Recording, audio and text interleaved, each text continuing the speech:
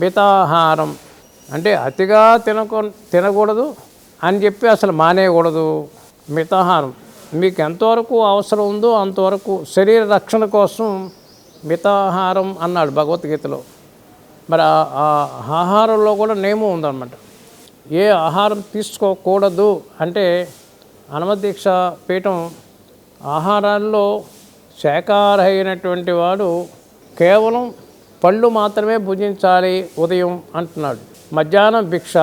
మరి ఆ భిక్షలో ఏ ఆహారం తీసుకోవాలి అంటే మన వాళ్ళు తెలుసో తెలియకో ఏంటి ఆలుగడ్డలు తినకూడదు, వంకాయలు తినకూడదు, టమాటాలు తినకూడదు ఏ చెప్తున్నారు అనమాట. అలా కాదు. ఉల్లిగడ్డ అంటే ఎల్లుల్లి, పెద్ద ఉల్లి, చిన్న ఉల్లి అంటారు. మరి ఆ రెండు ఎందుకు తీసుకోకూడదు అంటే అది తమో గుణాన్ని రజో గుణాన్ని కలిగిస్తుంది కాబట్టి మీరు ఈ రెండు మాత్రమే తీసుకోకూడదు అని చెప్పిందే కానీ ఆలుగడ్డలు తినొద్దు అంటాడు ఒక ఆయన, టమాటాలు అంటాడు, వంకాయలు అంటాడు. అంటే ఇవన్నీ మూఢాచారాలుగా ఒక ప్రచారం అయిపోతుంది కాబట్టి దాన్ని అరికట్టాలి. మనకు కేవలం ఈ మాత్రమే తీసుకోకూడదు అంటే ఉన్ని లేని చెప్పేస్తుంటే ప్రజల్లో ఇంకా మూఢత్వం పెరుగుతుంది, మూఢాచారాలు పెరుగుతున్నాయని.